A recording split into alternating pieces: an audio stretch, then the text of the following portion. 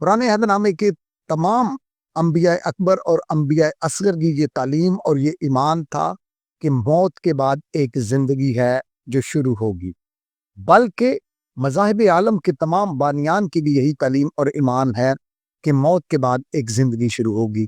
ये सब नबी जो हैं, ये सब अंबिया कराम जो है, ये कद्र मंज़लत वाले लोग हैं। खुदा मुख्तलिफ अदवार में इनके ज़रिए से अपने लोगों से कलाम करता रहा है। खुदा पेशगोइयों के ज़रिए से इनसे बातें करवाता रहा है। ये खुदा के करीब लोग थे, ये खुदा पर ईमान रखते थे, अगरचे ये नहीं जानते थे कि ये ज़िंदगी कैसे शुरू होगी, लेकिन ये खुदा के वादों पर, खुदा के कलाम पर ईमान यकीन रखते थे।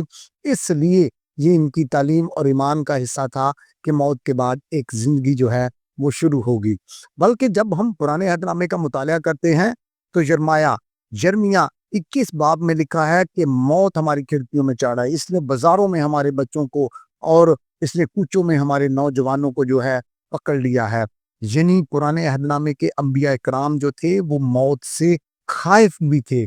पादी शफीक कमल साहब कहते हैं कि पुराने अहदनामे का जब हम मुताला करते हैं तो उसमें 1445 टाइम्स यानी ये 1445 दफा मौत का जिक्र है। इस कदर ये गालिब टॉपिक था पुराने अहदनामा के अंबिया कराम के नज़दीक, पुराने अहदनामा के लोगों के नज़दीक, क्योंकि वो जानते नहीं थे कि कैसे इस मौत से छुटकारा होगा। उनका ईमान भरोसा था कि मौत के बाद एक ज़िंदगी जो है वो शुरू होगी।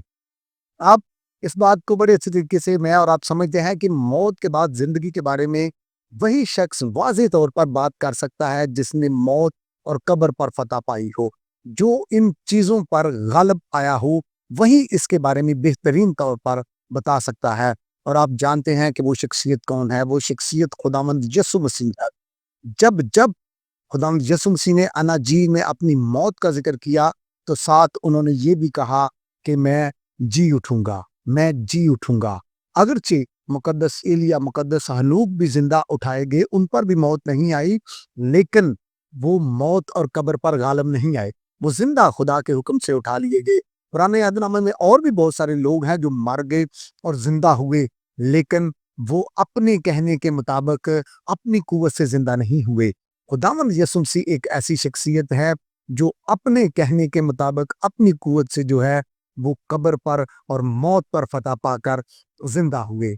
और जब मैं और आप या दुनिया का कोई भी शख्स जो है वो खुदावंद यीशु मसीह की सलीबी मौत पर यकीन रखता है, वो इस बात पर यकीन रखता है कि खुदावंद यीशु मसीह कमवारी मरियम से पैदा हुआ, उसने पैंतुस पिलातुस की हुकूमत में दुख उठाया, मसलूब हुआ, मर गया, दफन हुआ और तीसरे दिन मुर्दों में से जी उठा।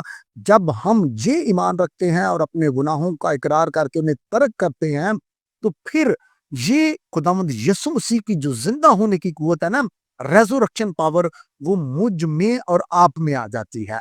फिर हम उस पर ईमान रखने वाले होते हुए, मैं और आप मसीही क्रिश्चियन होते हुए, हम इस कुव्वत को, रेज़रेक्शन पावर को रिसीव करते हैं, ये हमारे अंदर आ जाती है। इसीलिए आप दुनिया में देखें, पूरी दुनिया में सबसे ज़्यादा जो मुतमय्यन पुरउम्मीद लोग हैं, वो मसीही हैं, क्योंकि उनके पास उम्मीद है। वो जानते हैं, उनके लिए ये कोई क्यूरियोसिटी नहीं है, उनके लिए कोई तजस्सुस की बात नहीं है कि मौत के बाद क्या होगा। वो जानते हैं कि जैसे उनके मुनज्जी की कब्र खाली है, जैसे वो ज़िंदा हुआ है, हम भी ज़िंदा होंगे, क्योंकि यीशु मसीह को कबूल करने के वसीला से ये रेज़रेक्शन पावर मुझ में और आप में आ जाती है। दुनिया का कोई भी शख्स जहाँ मर्ज़ी वो रहता है, वो सिर्फ़ इस बात का इकरार करे कि मैं यीशु मसीह को खुदा का बेटा मानता हूँ, मैं इस बात पर यकीन रखता हूँ कि वो मर के ज़िंदा हुआ और मैं अपने गुनाहों को तर्क करता हूँ, तो उसके अंदर ये रेज़रेक्शन पावर आ जाएगी। वो खुदावंद यीशु मसीह के वसीला से मौत और कब्र पर गालिब आ जाएगा, उसे खौफ नहीं होगा।